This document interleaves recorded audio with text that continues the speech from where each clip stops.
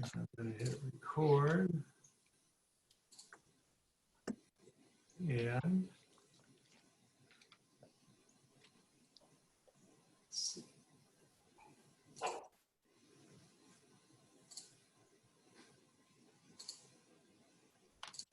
oh.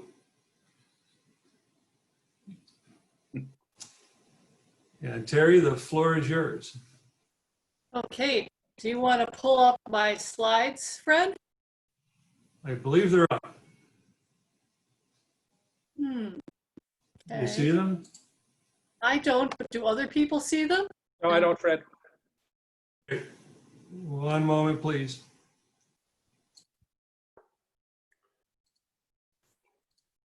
How's that look? Not yet.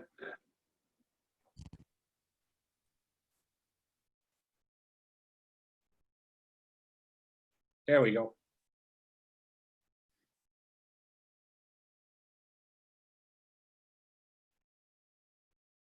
Great, thank you, Fred. Well, welcome everyone to this, our third in a series of webinars for our Wisconsin's Green Fire Annual Meeting 2020. My name is Terry Dalton, and I'm the president of the board of Wisconsin's Green Fire. And I just have a few comments to make at the outset to sort of welcome you for this program, and also to encourage you to maybe sign up for our two remaining programs, which will happen tomorrow, Friday afternoon and Saturday morning. Those are our keynote speaker, Russ Feingold. And then on Saturday, we'll have our annual meeting, the business part of the meeting, but it will also have a lot of fun presentations. So it's not just voting and motions and seconds. It'll be a lot of fun discussion. So today we're here to talk about what our political system can kind of do to help us, and how people who are in the thick of things with policy are actually making a difference and trying to work together to meet the challenges Wisconsin faces in conservation looking to the future. And if Fred could go to the next slide. What I wanted to just share with, for those of you who might not be familiar with Wisconsin's Green Fire, we are about 4 years old. We formed it with the key function to support the conservation legacy of Wisconsin by promoting science-based management of natural resources in the state. We're made up of a large number of natural resources scientists, academics, other folks who have been spending their careers working in conservation, along with scientists and concerned people in the public sector who are interested in ways that we can improve the quality of life for everyone here in our state. Go ahead, Fred, to the next one. So like any good person in these days, when I was thinking about the program today, I decided to go to Wikipedia for a little source of inspiration. Tonight we're talking about transformative opportunities in new conservations with a particular eye towards the political situation and policymakers in the state. So I decided to look up democracy, and according to Wikipedia and a few other sources, I hadn't quite realized, but of course it comes from a Greek word, demos, for common people, and then kratos for strength. And I thought that was just a great reminder to think about the idea that our democracy is really built on the whole idea of all of us coming together, and with our shared differences coming out at the end with a stronger outcome. The next slide, if you want to go there, Fred. So not to just go with Wikipedia, then I decided to use another one of my favorite websites, which is Brainy Quotes, and I put in political and natural resources conservation. I came up with a couple quotes here, and I thought these were appropriate just to think about in terms of things like water, which all of us share a great concern for in Wisconsin. So the first one is by Buckmaster Fuller. He said, "Pollution is nothing but the resources that we are not harvesting. We allow them to disperse because we've been ignorant of their value." And maybe some of you folks have seen Bob Martini, one of our Green Fire board members, give a really compelling talk on how the cleanup of the Wisconsin River actually helped not only the natural resources and the public resources of our state, but the paper companies and other folks who had industrial interests along the river actually made money by cleaning it up. The second one is Ross Perot, which some of you remember from his little slate board. And he says, the activist is not the man who says the river is dirty. The activist is the man who cleans up the river. And I thought this was particularly appropriate because we have people here tonight, our experts who are working on how to clean up the river. And we also have within our membership of Green Fire, lots of people who are actually working to do that from all the way from physically up to the policy arena. And I'm sure many of you who are not members are also involved in that kind of activity too. So the last slide, I just wanted to feature our speakers tonight and to read a quote by one of our more famous politicians, John F. Kennedy. And he said, "Let us not seek the Republican answer or the Democratic answer, but the right answer. Let us not seek to fix the blame for the past, but accept our own responsibility for the future." And I think that's what many of us at Green Fire are trying to do, work towards those solutions together with people from diverse backgrounds. And with that, I'm going to turn the program over to Fred. Thank you all so much for taking the time on a beautiful fall afternoon. Fred's going to go through a few logistical details, and then we'll be on to our speakers. Thank you very much. Thanks, Terry. And welcome all of our guests today, and especially to our panelists. My name is Fred Clark. I'm the Executive Director of Wisconsin's Green Fire. But my job for the next 90 minutes, along with our Science Director, Sarah Wilkins, will just be to try to keep our technology on track. So a couple of housekeeping tips. I think almost all of us have become familiar with Zoom over the last few months, if we weren't before. During our program today, once we close the slides out, our panelists will all be viewable on your screen, and you can, if you want to change the view you'll be seeing on your screen, if you go to the upper right of your screen, you can select either gallery view or a speaker view if you want a big shot of the individual who's talking at that time. Two other ways that those of you who are attendees can communicate with us. We are welcoming your questions for our panelists and invite you to submit them at any time during the program today. And the way we'd like to ask you to do that is using the Q&A feature that you'll see down in the bottom center of your screen. So if you have a question for an individual panelist or for our panelists as a group, please submit them using the Q&A, and we'll do our best to sort those and field as many, or ask our panelists to field as many as we have time for today.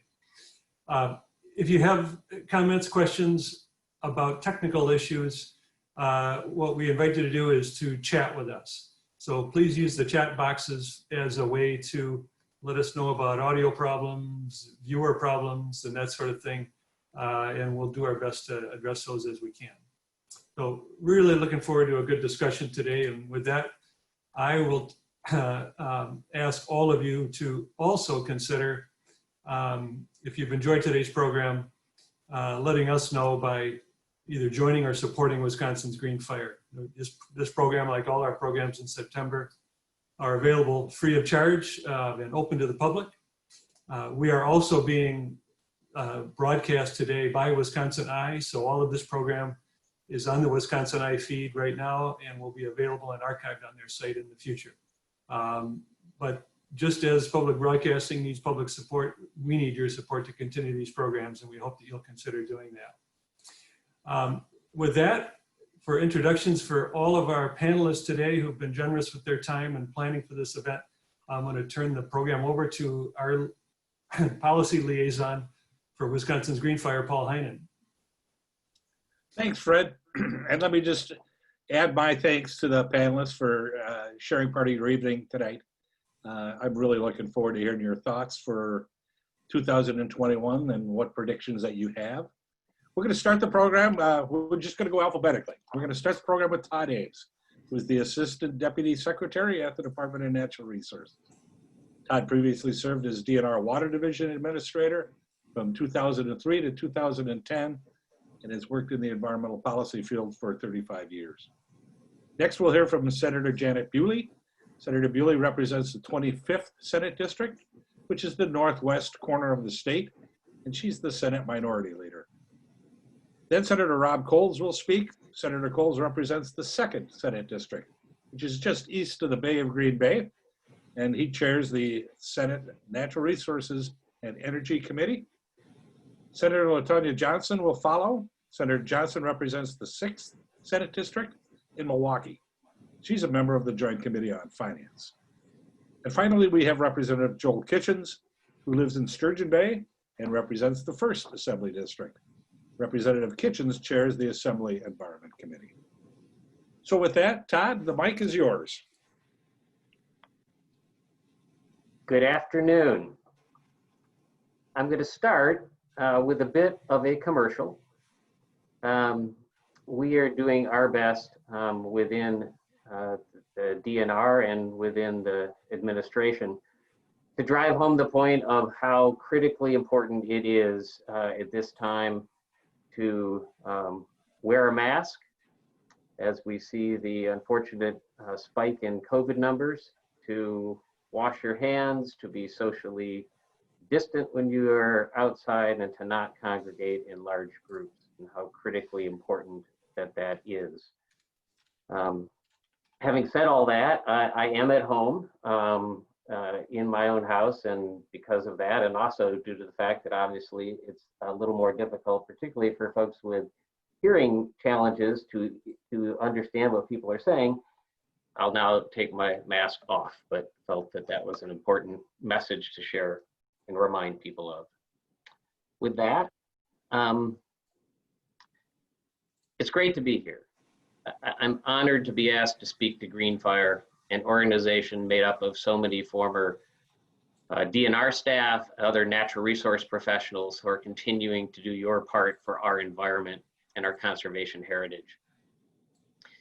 As we look at the next year in conservation issues, we see some key themes. How do we keep building on the momentum created last year when Governor Evers proclaimed 2019 the year of clean drinking water? What can and should we be doing to adapt and mitigate for the huge impacts of climate change in Wisconsin so that we are more resilient in the years and decades to come? How can we at the DNR, working closely with other state agencies, help to enhance rural prosperity in Wisconsin? We at the DNR also play a critical role in public safety, from hunting, fishing, boating, and other recreational pursuits to environmental spills, forest fire suppression, and COVID concerns in our popular state parks. We have a duty every day to make the natural world safe for the public. And finally, under DNR Secretary Cole, we are expected to deliver on those goals while providing service excellence to our customers, and to always look through an equity lens as we provide those services. The budget that DNR submitted last week begins to paint those pictures, but I believe that the governor's budget and other legislative efforts will further reflect those themes once several task forces and commissions finish their work this fall. So look for recommendations coming from the governor's task force on climate change that is being led by Lieutenant Governor Barnes, from the Blue Ribbon Commission on Rural Prosperity that is being led by Wisconsin Economic Development Corporation, and from efforts like the DNR's task force looking at the challenges associated with PFAS contamination, for additional roadmaps to address these critical issues. Much has changed during this unprecedented time as we grapple with the effects of a global pandemic. But one thing remains the same. We all still need clean water. So we will continue to work in three main areas to address the need for clean drinking water. First, as I mentioned, in the area of PFAS contamination, where these literally thousands of human-made chemicals are now posing human health risks, and we have to address that contamination and get it cleaned up. Groundwater and well contamination due to problems with polluted runoff, especially excess nitrates and pathogens, are a second area of significant concern. And the ongoing need to remove lead service lines in our local drinking water systems is the third leg of our clean drinking water stool. We still have nearly 200,000 lead service lines in more than 120 communities across Wisconsin. We have rulemaking efforts ongoing right now addressing PFAS contamination and high nitrates in areas of the state with susceptible soils. We have a new grant program with more than $60 million available in grants to communities to remove lead service lines. And we hope to support additional legislative measures in the next session to address these issues, whether through the budget or as separate initiatives. The adverse impacts of climate change continue to cover our state like an unwelcome statewide storm cloud. In Wisconsin, as the models predicted, we have felt the impacts most in the form of large periodic precipitation events that have raised our groundwater tables and helped to drive our Great Lakes to their highest levels in recorded history. We are doing our best at the DNR to respond to these impacts, but in the end, it will take a comprehensive effort and likely some considerable amount of money to make our communities more resilient. And we must recognize that the impacts of climate change fall disproportionately on economically disadvantaged communities, many of which have borne the brunt of environmental injustice and who have the least amount of resources to become more resilient to the impacts of climate change. I would also suggest that one key way to prepare for the future is to reauthorize the stewardship program. Last week, we asked the governor to reauthorize the program at $50 million a year for the next 10 years. During the pandemic, we have seen a huge number of people in Wisconsin flock to the outdoors, whether it's to our parks, wildlife areas, or rivers and lakes. And they have been able to access those areas because we have invested in ponds and public access for decades now, in large part with stewardship dollars. It is who we are as a state. We must reauthorize the stewardship program. And of course, many of those lands are in rural Wisconsin and are critical to rural prosperity. Even in a pandemic, our citizens have been able to travel safely to nearby public lands and waters and have provided a much needed shot in the arm to local communities that rely on revenue generated by people enjoying various outdoor recreation activities. I could go on for much longer, but I'll stop there for now. I look forward to the comments from the elected officials on the panel, and I'll be happy to try to answer any questions at the appropriate time.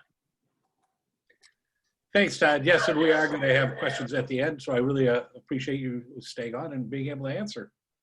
Next up, alphabetically, Senator Buley, can you give us your thoughts? I certainly can. Thank you. First of all, thank you for including me. I'm very happy to be here. I'm in my little condo in Madison, and I'd rather be in my little house in Delta right now, but I'm not. I'm here. And I want to thank everybody for participating in this. I wish I could see all their faces. There probably isn't a way for us to see them, is there? I see all of you guys, but I know what you look like, but that's okay. I don't need to see them all. Hi, everybody that I can't see. There's how many, Fred? How many are out there? We had 160 registered, and I believe we've got over 80 hi. on the. Hi, everybody. Wave anyway, even though I can't see you. You know, I'm going to kind of, my comments are sort of going to be broad because I think that we have some very serious issues, but I wanted to put them in such a way where I think we can see many issues, smaller issues, kind of tuck into these two basic things that I think I really want to talk about.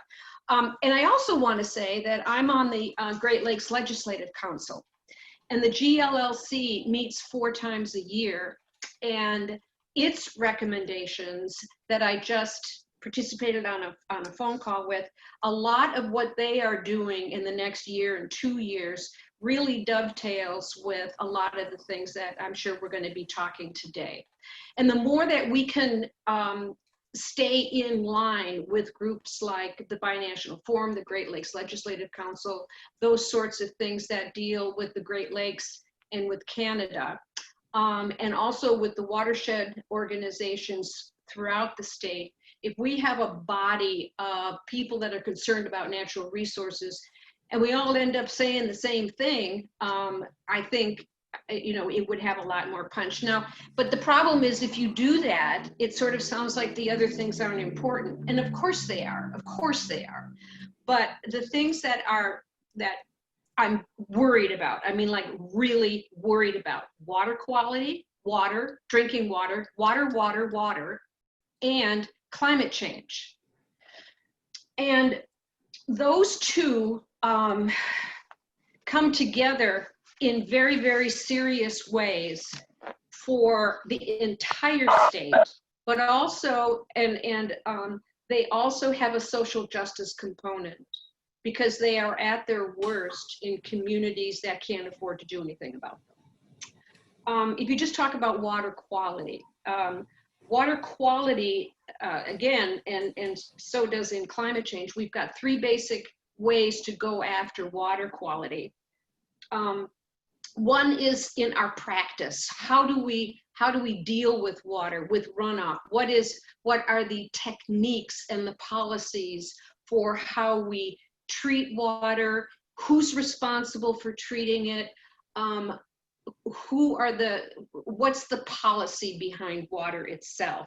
Second, products. What kind of junk are we putting in the water?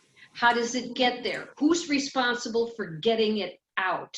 We've got a lot of bad stuff in there, from nutrients to the PFAS to all sorts of things that we've got to keep out of the water, including invasive species. And then the last one is the physical plant.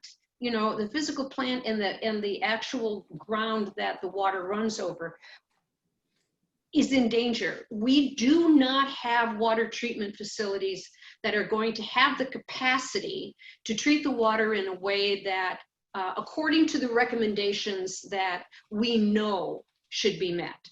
So we can pass a law that says, okay, you know, if you find this, you've got to clean it to the point of so many parts per million. And the communities say, we don't have the money.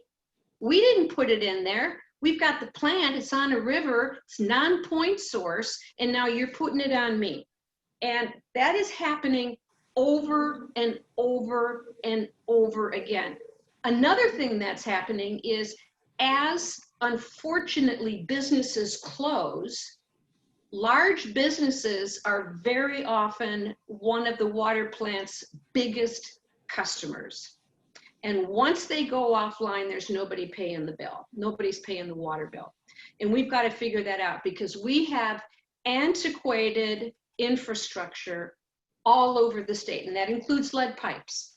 But the treatment plants are just not at a place where they are going to be able to treat the water at the level that we need to have it treated. Then on climate change, again, with climate change, to me, it's just the two. It's just the policy and then the physical characteristics. We are going to have to make some big decisions about what happens to people and what part of the harm that is done to communities is going to be the public's responsibility. And I'll just bring up one, Seepage Lakes. We've got seepage lakes that are overflowing. And the people that are on it believe that the state or the government is supposed to do something about it.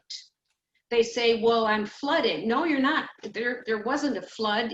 It's just water's gradually filling up. Maybe there were a couple of bad events, but there was no emergency declaration that said, this was a flash flood, your home was destroyed, we get to get emergency management in here, and certain funding sources are open.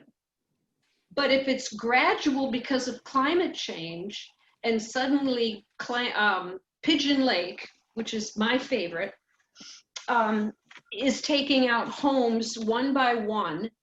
The county can't do anything. Pigeon Lake residents want us to pump it out.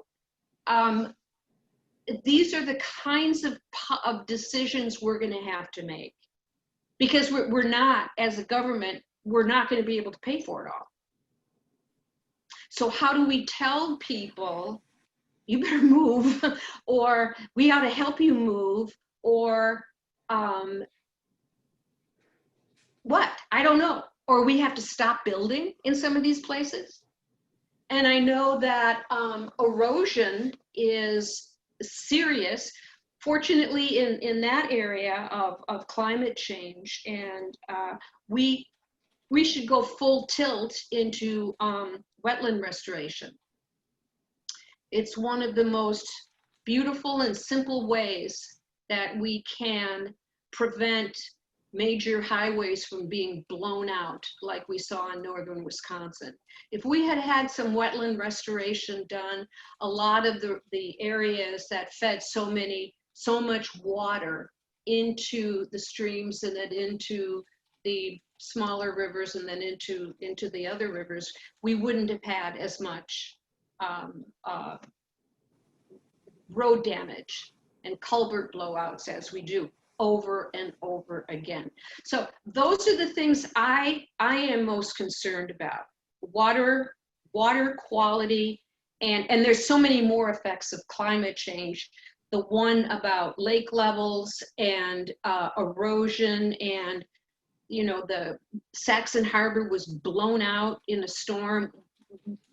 We can't continue to pay for those over and over again. So anyway, that's my concerns. Thank you very much, Senator. Hopefully, Senator Coles, if you can unmute, you'd be up next. And I think that you're on. Yep, there you go. Hello, Senator. Good afternoon, everybody. Hello, Senator. Yes, hi, everyone. Let me just go through a couple of successes in the last session and where I think things might be going. Obviously, there's a lot of uncertainty based on what happens with the election, but in the last session, we passed what I think is a very significant third-party water quality trading marketplace, which I think is the potential of really attacking the non-point problem. We also passed the second water infrastructure and state parks bill. We passed a PFAS firefighting foam bill. We made sure in the state budget there were 4 new WPDS permitting positions. That's following up on an audit that I initiated that indicated that we had problems in following up on the wastewater permitting situation. And the wetland banking bill that passed, I think that perhaps that could be enhanced. Lyme disease bills that passed. Now, some of these were with Senator Buley, some of them were with Representative Nygren, some of them were with Representative Kitchens, who I think is on this call. And we've worked, obviously, very hard on a lot of different issues together. Now, going forward, I want to make another attempt to get the lead in schools, get the bill that gets lead out of schools. I'd like to do another water infrastructure bill in our state parks. I'm pretty passionate about the parks, and the water infrastructure is degraded, and we've got to make sure that water infrastructure is adequate. Clean sweep bill, and that's part of the whole water quality task force rather, and make sure that we actually implement that third-party trading bill. Now, you've got the whole package of bills from the Speaker's task force. They all passed the Assembly. They came over to my committee, and we passed, I think, all of those except one out. I'd have to double check with Tony or Evan on that. Now, what happens in a lame duck or the next session, I don't know. I don't know if we'll have a lame duck. If we don't have, a lame duck session at some point where we can actually meet and pass, consensus bills, I would intend on introducing these bills, as many of these bills that don't have fiscal hits, because we do have a problem in our state budget, and try to move those bills forward the best we can. Energy, every time one of our utilities closes down a plant and announces they're going to put up some kind of solar field I'm all over that. I think that it's moving fast in that direction, and perhaps there's some policy initiative to do more there, although we haven't found it yet. Years ago, it's hard to believe, it was like 12 years ago, we passed an initiative relating to environmental trust financing. It's possible that financing mechanism could be tweaked to facilitate the closure of more coal plants. So we're exploring that. So those are some of the things that we're looking at, and I'm sure there'll be others. And thanks for having me on. Thanks, Senator Coles. Senator Johnson, you've got the mic. There are so many things that concern me right now, but I would have to say one of the most important issues for me right now is the quality of water, especially here in Milwaukee with the lead laterals. Governor Evers declared 2019 as the year of clean drinking water, which shows how important our water is to not only to our way of life, but to how healthy our citizens are. Clean water for people in Milwaukee, for so many people in Milwaukee, is to get rid of our lead laterals. My home is a 1926 home, and it is connected to lead laterals, just like so many other homes here in the city of Milwaukee. But the thing that concerns me most about those lead laterals are the communities that are connected to those lead laterals that can't afford remediation.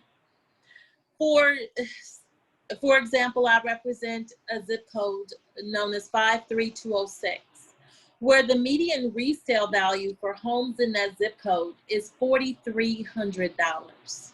That's $4,300. So when you talk about landlords remedying the lead laterals, but not only the lead laterals, the lead pipes inside the home. So many of our homes are older housing stocks and have lead laterals actually inside the home. For those landlords to replace those pipes would be more than what the house is worth. So they're not necessarily likely to do it. But so many of those homes have younger children there, and we all know the effects of lead for our young children. Senator Cowles spoke about the School Act a little earlier. It would be the first time that legislation, SB 423, would create a statewide lead testing and exposure prevention requirements for schools, child care centers, and camps. And that's so very important because so many of our kids are attending these schools, and if there are lead surfaces, especially connected to their water, we want to make sure that we remedy that.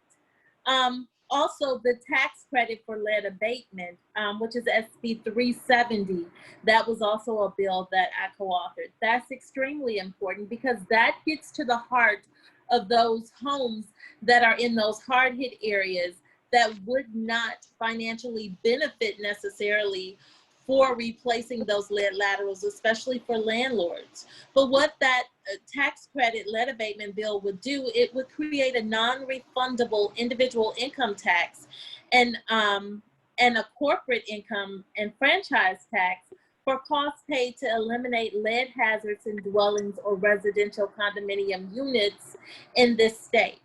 And that would help suffice to make it more affordable to replace those lead laterals. I also co-authored a bill with Representative Kaylin Haywood on bonding authority to help replace lead laterals. And this would increase the bonding authority for the state's Safe Drinking Water Loan Program by $40 million. Now, $40 million would only replace 16,000 lead laterals. And we heard earlier from the DNR that there are lead laterals, almost 200,000 in more than 120 communities. So lead laterals are not just a huge issue for the city of Milwaukee, it is a huge issue for this state. In the city of Milwaukee, we have 70,000 lead laterals with a replacement cost estimated around $500 million. But according to DHS, if we eliminate the blood lead poisoning in our children, taxpayers would save $7 billion. Taxpayers would save $7 billion by eliminating lead blood levels in our children. That would include the cost of medical care, special education, crime, and juvenile delinquency.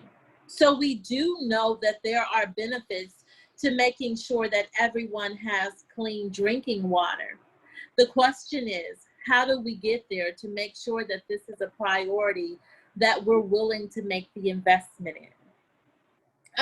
Next legislative session, because of COVID-19, who knows how that's gonna look? I don't think that there is any legislature here or anywhere else that has a concrete idea of what legislation will look like next session. But what we do know, that it's gonna be more important than ever for individuals like you that are concerned about clean drinking water, the climate, and other issues concerning our state, to write, to call, to email your state electeds and let them know that these are important issues that you want to see addressed.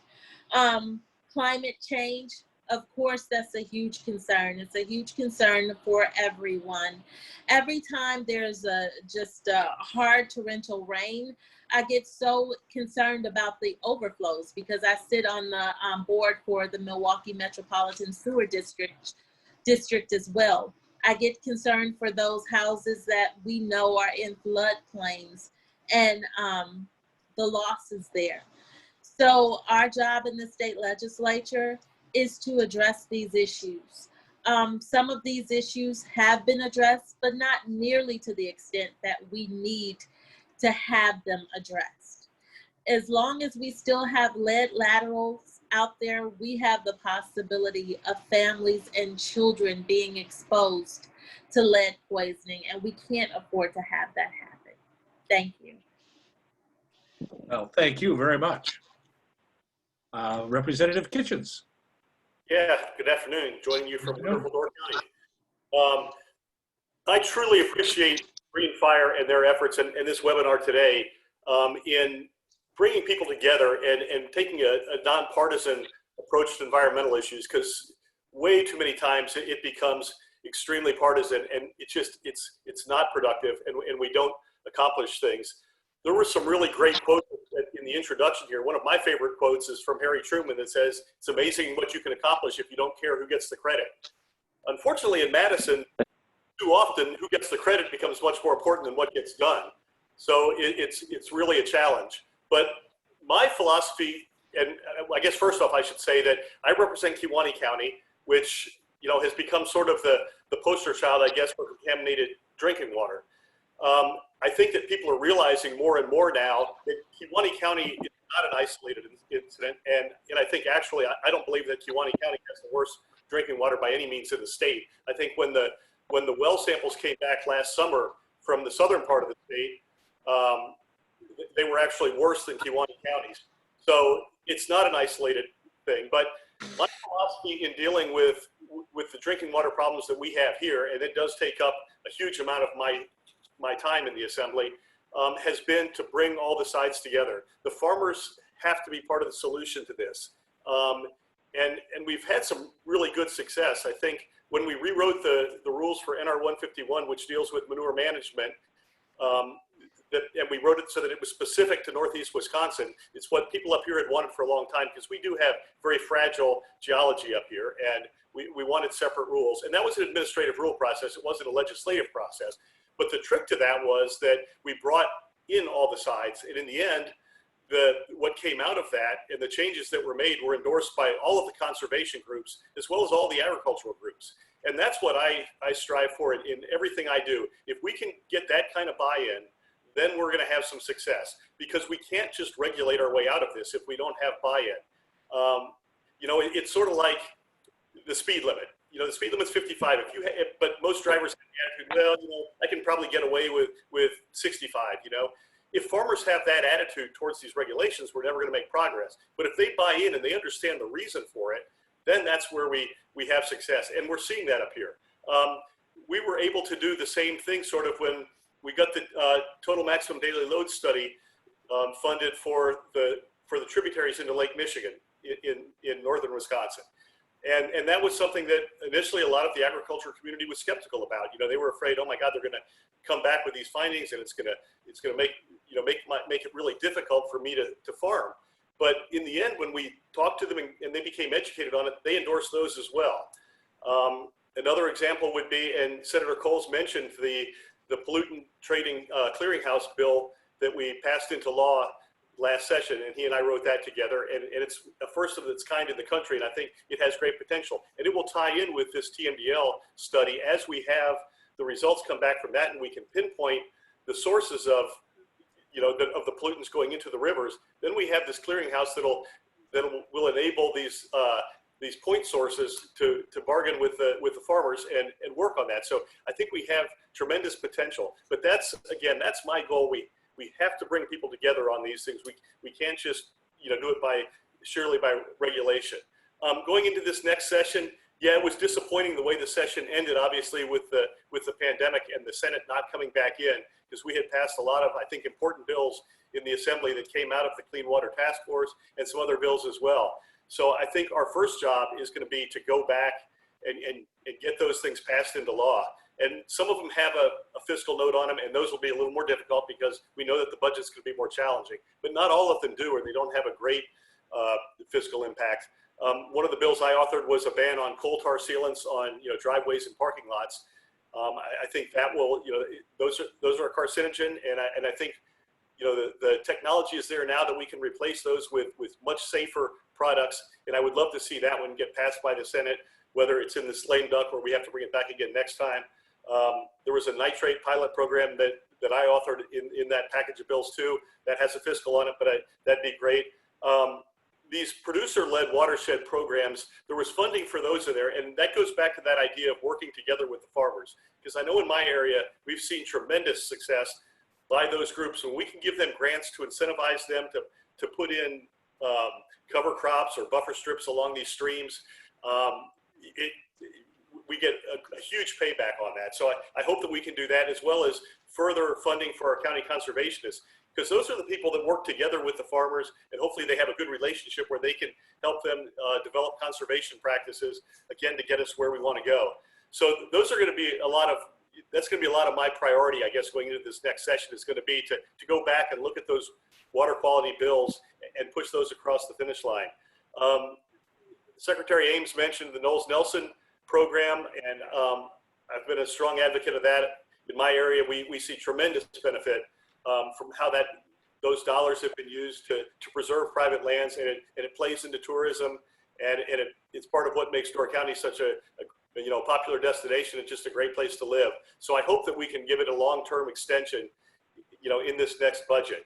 The PFAS situation, boy, that's a tough one because we're still learning so much on that, and we want to get ahead of it, but we also need science to come along, and I think it's developing rapidly.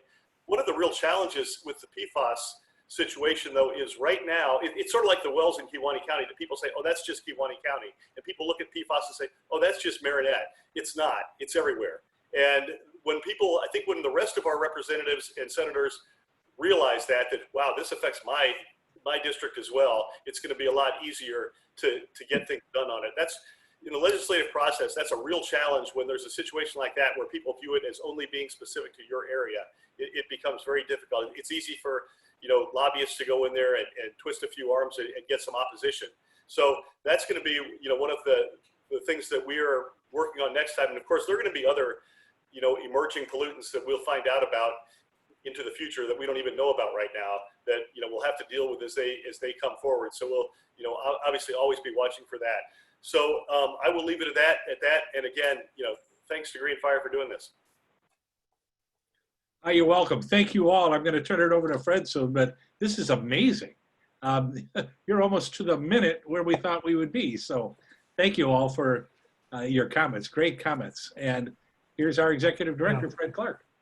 Yeah, thanks everyone. And a couple of things are clear to me from hearing you all speak. One is that there's a tremendous amount of commitment on all of your parts to conservation issues. And that's obviously what our program is about today. It's what our organization stands for. So thank you for that commitment. And one of the things we really wanted to do today was to give you the chance to look at your crystal balls with us and help envision the really difficult session and period that we know we have ahead, with a budget that you all know better than anyone will be very constrained, with continuing uncertainty about what the COVID pandemic will mean for both you as a legislature and Deputy Secretary Ames as an agency, but for us as a state, challenging times. So I want to invite all of our attendees today to continue to submit questions. We're getting some good ones coming in. I think the first one that we want to ask of the four of you as legislators is back to the upcoming challenging budget that we know we'll face. Do you believe that will be room in our budget to make investments in any of these critical issues that you all have identified, whether it's lead pipes, whether it's PFAS, whether it's dealing with our agricultural challenges? Talk to us about the priorities that you will be prepared to fight for and advocate for around some of these issues. And we'll invite all four of you to speak to that. And Senator Coles, if you're on the line, we'll invite you to speak first.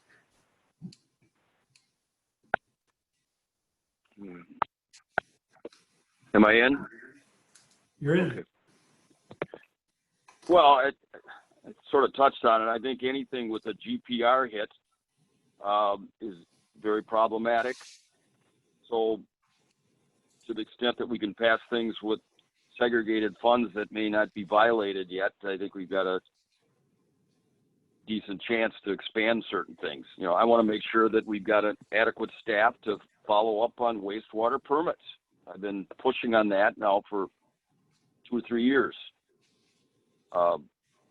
That's a high priority of mine, to make sure that the staff is there.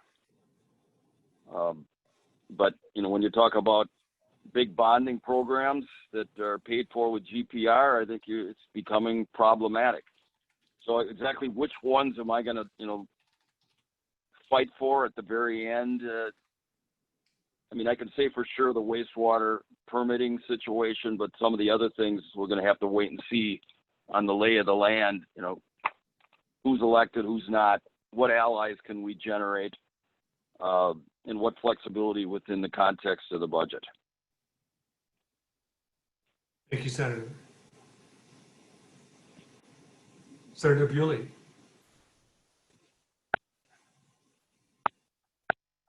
You're on mute, Senator.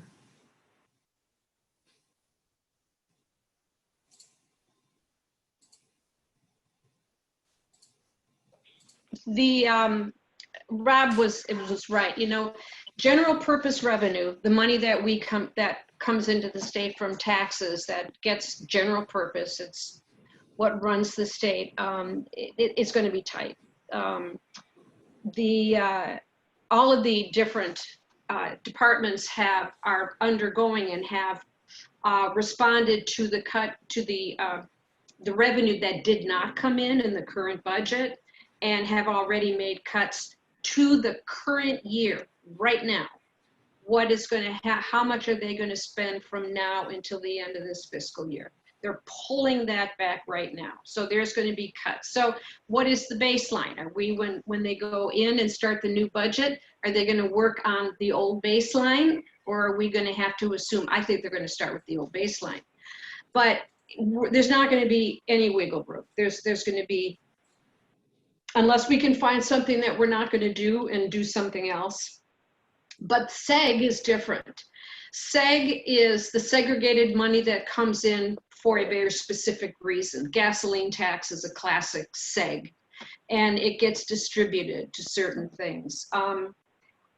taxes on, fishing and hunting and all those, they all come in and they go to something else.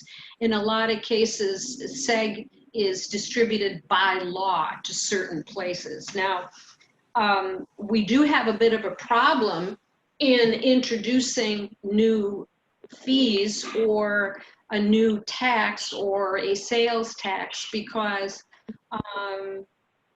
not all, but many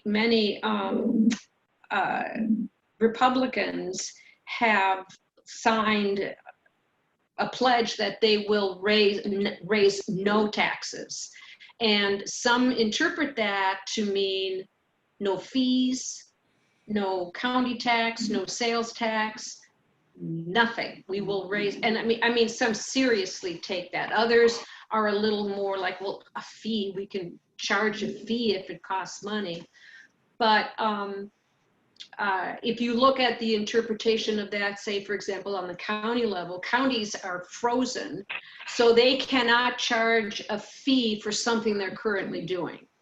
They can't say like, we've been collecting your garbage, but now we're going to charge you a fee. Well, you're not allowed to do that. You cannot do that. But if you add a new service, you can.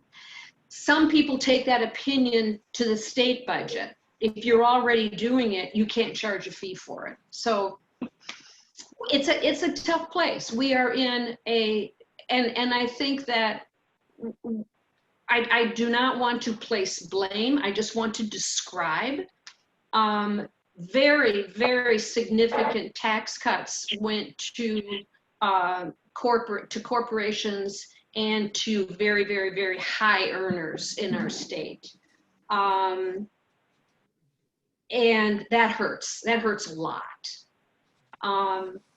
We also had, for example, the colleges and university system had to drain their reserve funds. So now that they need them, they don't have them. So I don't know what they're going to do, because they were accused of mishandling their money by having reserves. Well, here's the rainy day. Now they don't have the money. So money's going to be a major, major problem, barrier, true barrier in doing what we know we see that needs to be done. Thanks. And Representative Kitchens and Senator Johnson's, as you consider this question, I'll maybe add a layer to it. And a couple of folks have asked, what prevents Wisconsin from having the sort of dedicated funding for conservation programs that some of our nearby Midwest states, such as Missouri or Minnesota, seem to benefit from? So current challenges and maybe future possibilities for conservation funding. We'd love to hear from your thoughts about that. Representative Kitchens? Oh, okay. I wasn't sure who was up. Yep. So it's going to be a tough year. We know that revenues are down due to the pandemic. I think fortunately they're not down as much as we initially thought that they would be. And so, a lot of our important things like education, we were very concerned that we would have to go back and take back money that we had allocated to that in the middle of a school year, which would be a very difficult thing to do. I don't think we will have to do that now, because those revenues are looking better than our initial projections. I also think that our economy, prior to the pandemic, our economy was probably the strongest it's been in our history. And I think we're poised to make a very dramatic recovery, once we get the virus under control. So looking forward, I think things, I'm optimistic about things. But as far as this budget, there certainly is going to be tremendous pressure to not spend any new money.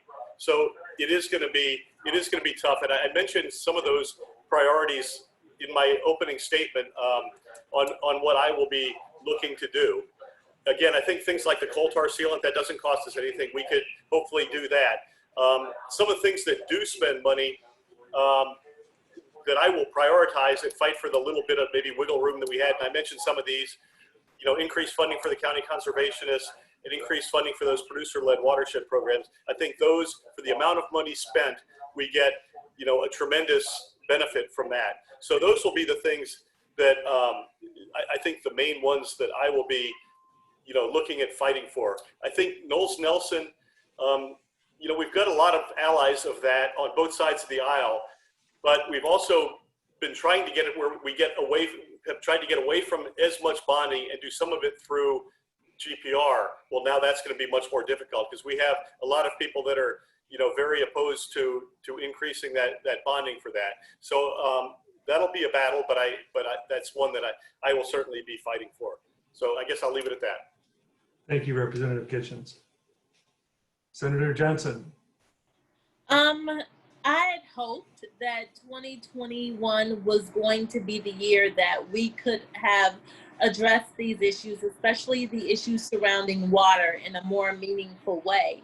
But with the state that everything's in from the pandemic, revenues are down, but we are in a much better place than we thought we were going to originally be at the beginning of the pandemic. But there are still going to be cuts. And there are going to be sacrifices made. Unfortunately, what that looks like, I don't think we know exactly. But one thing's for sure is that, you know, the lead levels, the water lead laterals that are affecting our most vulnerable, and particularly our children, that lead exposure is just too great. And by remedying lead exposure, we could save the state $7 billion.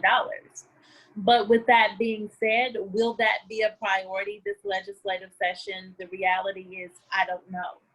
Because we do know that there are going to be cuts, there are going to be sacrifices that are going to be made. It's just dependent upon what the legislature feels their priority is. I think in terms of why conservation efforts haven't been made into segregated funds or segregated items like in other states, is that it depends on who you're talking to and how they think climate change or, you know, clean water is being affected in our state. And if the legislature doesn't make this a priority, it's never going to become a priority. And unfortunately, there are just too many varying opinions, I think, when it comes to those issues and what should be done about it. Thank you, Senator. Challenges all around, and you all are going to have one of the toughest jobs in town here in the next few years. Just to switch gears a bit. Well, Fred, if I could just make a point. We all hold very, very seriously to our core values, no matter what party you hold on to them. And you change them or adjust them based upon what the context is, but you remain true. I think that we need to be able to make a case for the fact that we have to now pay for something we didn't know we were going to have to pay for. We have to buy something. We have to buy the ability to have clean water. We have to buy it. And we don't have any money for it. So we have to raise money for it. And that's taxes or a fee. And I am going to try to appeal to those who say absolutely no, can't raise taxes, to say, but we're doing something we've never done before. We are committing ourselves to providing the people of our state with clean water. And we have to spend money for it.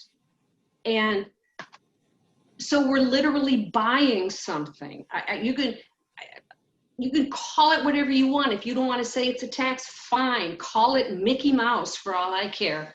But to stay so rigidly opposed to new taxes or new fees is it's going to harm us. It's going to harm us. I mean, in years past, when we had a surplus, what happened? They cut the taxes. So they cut the rate. And then we have another surface. So they cut the rate again. And then they cut the rate. And now we're at a point where we are literally not getting, we have a revenue problem. We have a serious revenue problem. And we can't seem to get beyond, we have no discussion because it's like, oh, well, we can't raise taxes. Yes, you can, but they won't. So, you know, it's a matter of when is it serious enough to do the right thing? What are we going to let have happen? Because I'm not raising taxes. I'll cut everybody. I'm not going to raise taxes. No, if I could intervene. All right.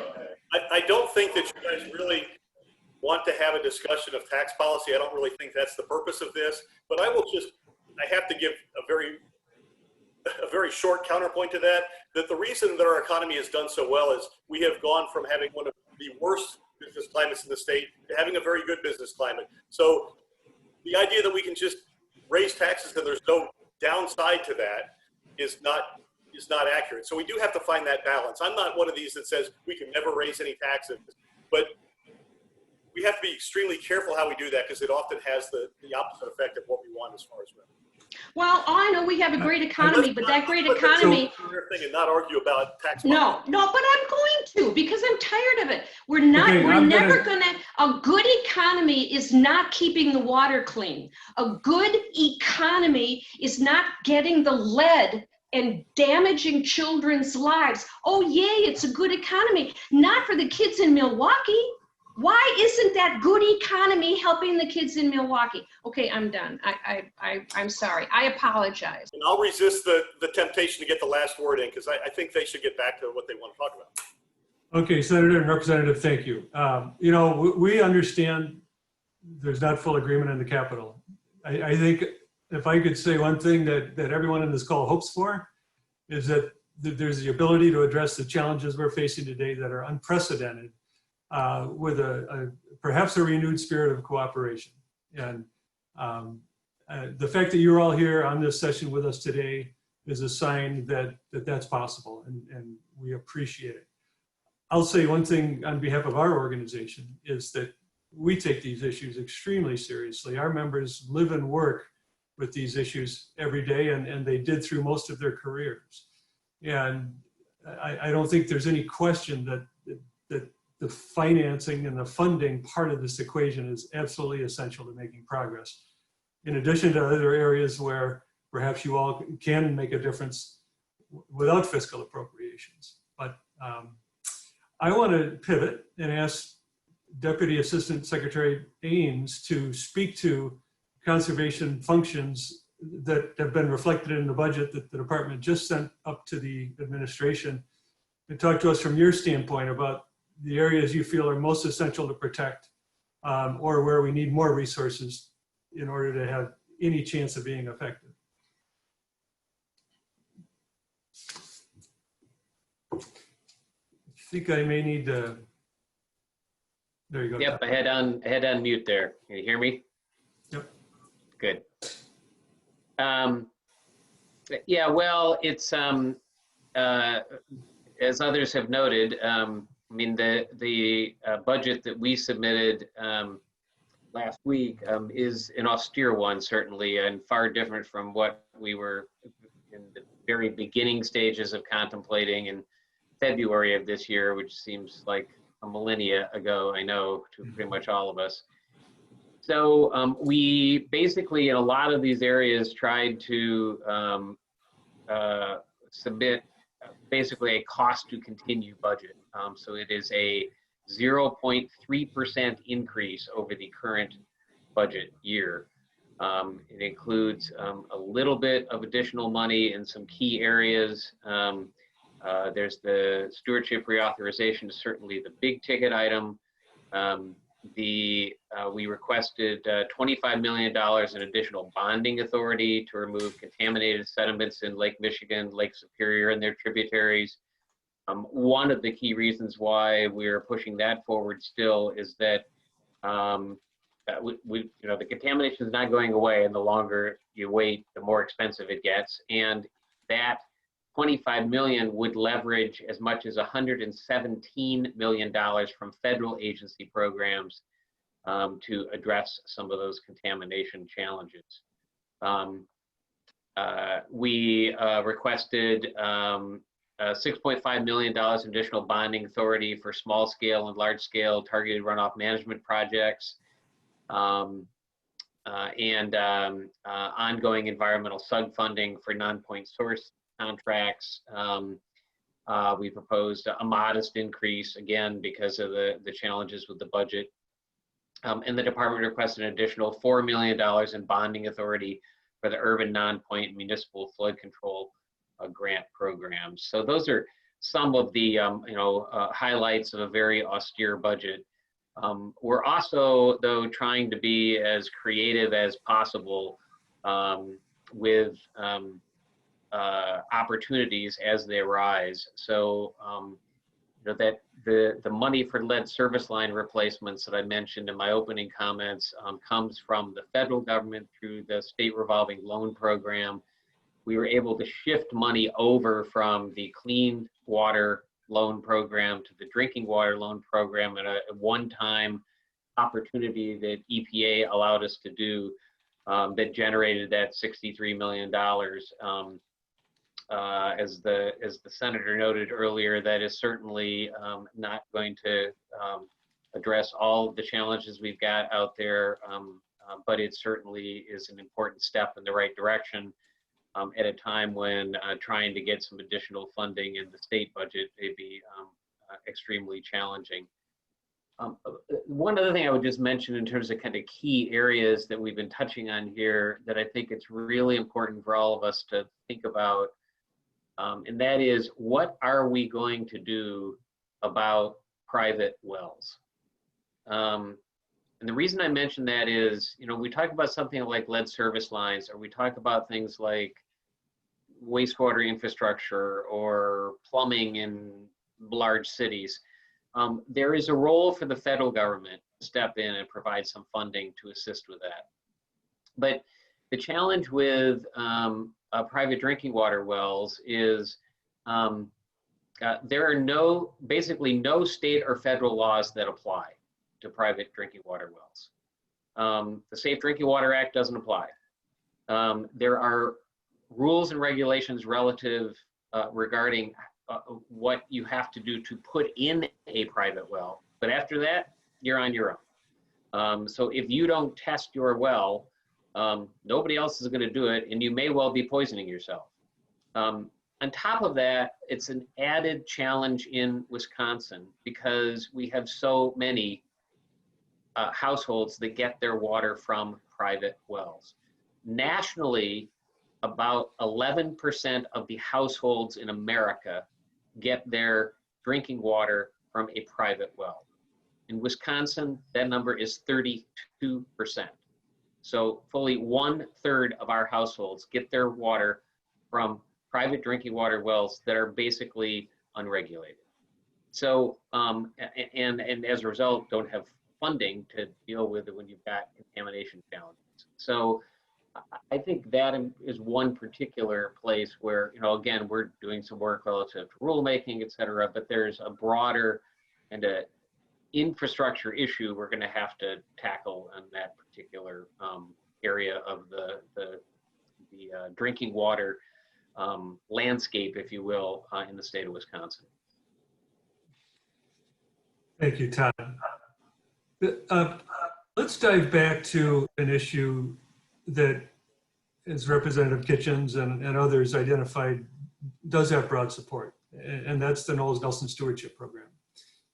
We were all encouraged to see the department's budget request for an enhanced funding for stewardship in this biennium, but we recognize that that has many steps to go through, including the governor's budget office and including the legislature. But it's been identified as one of the critical programs that is protected hunting and fishing lands and recreational opportunities in both our urban communities as well as throughout Wisconsin. And I'd like to ask the four legislators on the panel, you are all supporters of this stewardship program. What do you think we need to do to make that program successful going forward and to build the support that will be needed to make it work going forward? And I'll just note that most people are aware of this, but the stewardship program is primarily funded through general obligation bonds today, and the state is paying for those bonds as they accumulate over the years. So right now it's a borrowing-based program. But as was pointed out by some of our attendees and questions, other states do it differently, and they pay as they go. So I'll open the floor, and Representative Kitchens, if you'd like to start, give us your thoughts on how we move stewardship into the 21st century. Yeah, you know, one of the challenges we've had has been, especially really from the northern Wisconsin counties, where they have a limited tax base, and some of the properties that were purchased came off of the tax rolls. So there was resentment towards that. So I think really the people that I've had difficulty in dealing with to extend Knowles Nelson have been some of those representatives from that area where they, you know, it's not as well supported in those areas. You know, in Door County where I live, we have a, you know, pretty big tax base. So we can take, when properties end up coming off of the rolls, people don't really notice the impact, and because the tourism, all that, there's much greater appreciation. So I think in my area, it's extremely popular. So I think that we just need to be careful we do need to look at how it's done. And I think like the conservation easements where the public gets use of those properties, but they still remain on the tax rolls, that's an important part of this. But we're going to need to continue to look at that and address those concerns that people have. Again, in those areas without the big tax base, it is challenging, and there's not that appreciation. So I see that as being the biggest obstacle. But we do have broad support on both sides of the aisle. But we have our enemies. Speaker Voss has been very, very supportive of the program and has been an ally for me, I know, in fighting for it. So let someone else speak. Thank you, Representative. So it's a program that you'll fight for in the next session. Absolutely, yeah, definitely. And I did last time as well. I wanted to extend it further than actually what the governor asked for in the budget. I was a little surprised, honestly, that he only went for the short-term extension rather than going for the full 10 years. I know later he kind of switched on that, but I was a little surprised that he did that. And I would like to get it to the 10-year extension and so have some more surety of that. Thank you. Senator Johnson?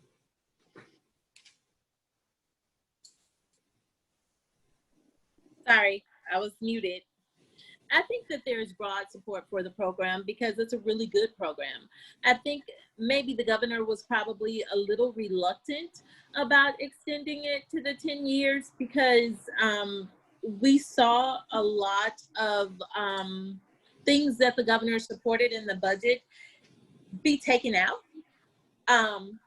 So maybe that was the issue there. But I do believe that there's broad support. The thing that bothers me most now is that I consider all counties or all municipalities right now to be vulnerable. Even Milwaukee. When things come off the tax roll, especially if you don't have anything in its place to take its place, communities hurt. And so I don't think that there's any community that could withstand, especially now, anything being taken off the tax rolls. So that's a concern for me. But there is broad support in a legislature where there's little broad support for everything or anything. I think that that's really important, and we should build off of that. Thank you, Senator. Senator Coles?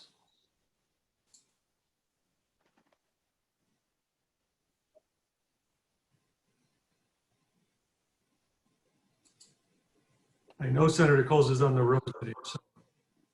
You're muted Yeah, still. okay. Yeah, can you hear me now? We've got you. Thanks.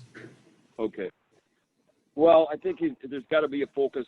One of the issues is a focus on, property restoration. Can't keep buying property and then not have it available in many cases to the public. Now, I'm not saying that some of those natural, really precious areas should be stomped around on by anybody. But I have a sense that there's just not enough money for taking care of current properties. That's one criticism I picked up on. But, any way we do it, we've got to figure out a way to break through the opposition. It could be easements, just doing the easement piece, which would lower the impact. I'm not sure. But, this is one of these issues where, once the election's over, we've got to meet with a lot of people and try to figure out a way forward. I do think it's something that should be done. I agree with Representative Kitchens and Senator Johnson, probably Senator Buley, probably all of you, that something has to be extended. There's parcels out there that need to be protected. At the same time, I know that there's been stewardship used for things that I think are inappropriate. I don't think that stewardship should be used for buying. There was an effort to use stewardship for buying the Eagle's Nest in Green Bay. That's a dilapidated old restaurant. That's not the way I looked at stewardship. And there's some other cases out there where stewardship was potentially used for things that are inappropriate. So I think it would have to be tightened up, and then you've got to do a great selling job on those legislators from the north that just, other than Senator Buley, that just don't want to do it. So that would be my input at this point. Thank you, Senator. Senator Buley, you get the closing word on this question. Well, I think that it's important to look at the intent of the stewardship fund. And really what it's about is that wild places are good for people. They're just good for people. And there are some lands more than others that really, really need to be preserved. If you were to take the landscape of the city of Milwaukee and just assume that it was open and there were no buildings on it right now, no buildings on it, there are probably hundreds of places where you can't build there. Look at that crevice. Look at that there's a stream going through there. But they didn't back then. And so they built everything. And there's always problems, and they try to fix this drainage ditch or that drainage ditch. But I would hope that we can find a really balanced way to see stewardship, not just in protecting places that need to be protected, but giving people in the urban environments the grace that comes with having open lands, open parks, places where you can just lay down in the grass and enjoy the fresh air. And as buildings get torn down or things change, I wish we could use stewardship money to give them some parks, to give them some places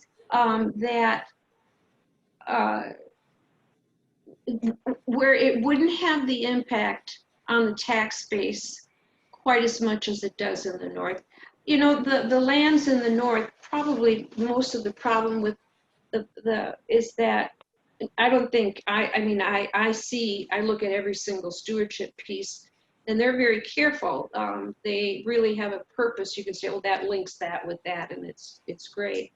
In a lot of cases, you can't build on it, so it isn't taking off any very, very valuable land. But, and we have a lot of public land.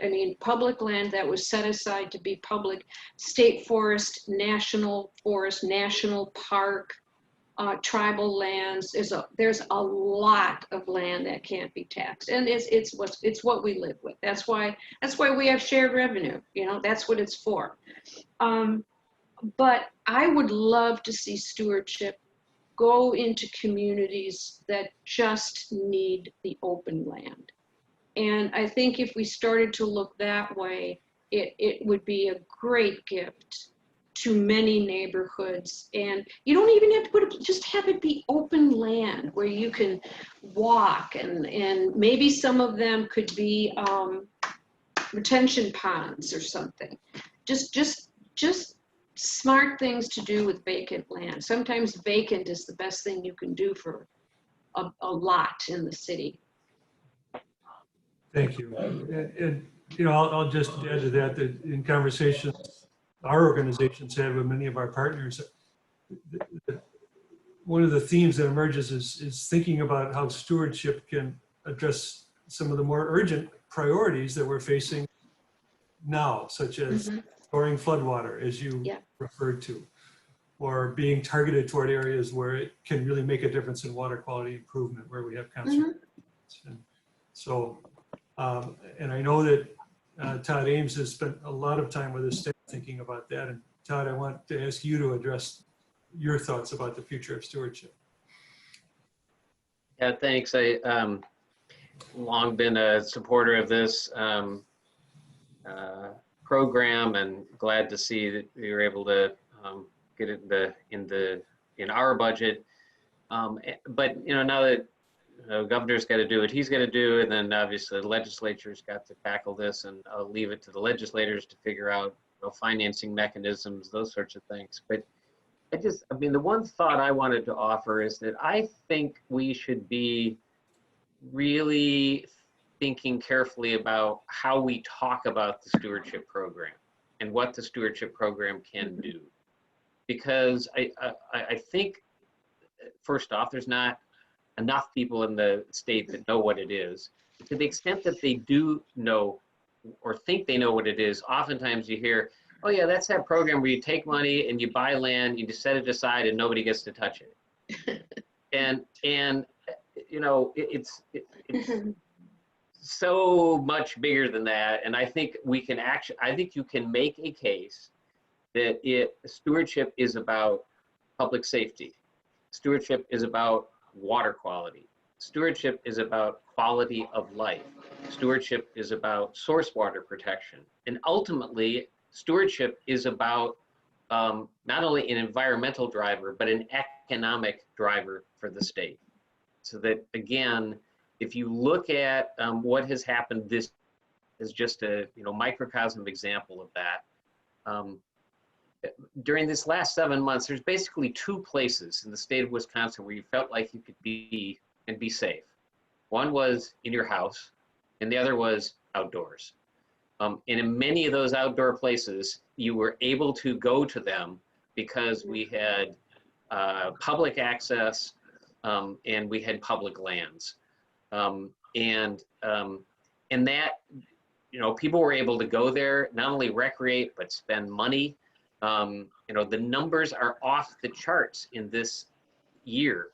10% increase in fishing licenses, huge increases in turkey licenses this spring, purchased, already looks like big increases in hunting licenses this fall, 55% increase in camping reservations this summer. The statistics go on, and those things were at least in part made possible by stewardship investments that caused people to then go to those places and spend money. And while our economy has obviously taken a hit from the COVID crisis, we were able to see some of those economic benefits of the $7.8 billion outdoor recreation industry that we have in this state. So I think there are a variety of ways that we can, I would suggest we think about repurposing the message, particularly if groups like Green Fire that are doing advocacy around this and talk about how it's not just about lands that were purchased because they were pristine. It's about, well, we purchased that land and it was able to protect source water that then made the cost to clean up water that went into fill in the blank community less. And then again, the tourism stuff that I mentioned. So I just think we should be really thinking about how we kind of repurpose the message and make it. I think it's, I think it's very true, and I think we then it makes it harder for people to say no. Give a broader message. Thanks, Todd. Really good closing on that topic, and we appreciate the thoughts from all of you. And we are near the top of the hour, so with much appreciation for Senator Buley, Senator Johnson, Representative Kitchens, and Senator Coles, and Assistant Deputy Secretary Ames. You have, I think, both shared, I think, the scope of some of the challenges we're facing in the year or two ahead, and also, I think, inspired us as to some of what's possible. So on behalf of Wisconsin's Green Fire, we're going to close here. And I'll just say a couple of words. Terry, did you want to add anything before we wrap up? This is our board president, Terry Dalton. I would just echo the thanks for the speakers. It was really a great discussion, and also the comments and questions from the audience were really appreciated. And it's just really wonderful that you folks would take the time to spend with us. Absolutely. Thank you. Thank you very much. Thank you. Thank you very much. I should also say thanks to the staff that worked really hard to put the programs together, Paul and Fred and the other staff members behind the scenes. So much appreciation to them as well. Great. Thank you. Wonderful. Have a wonderful evening, everyone, and we'll be in touch. Great. Thanks, Thank everybody. you. So have a All good the night. best. Good night. Take care, everyone.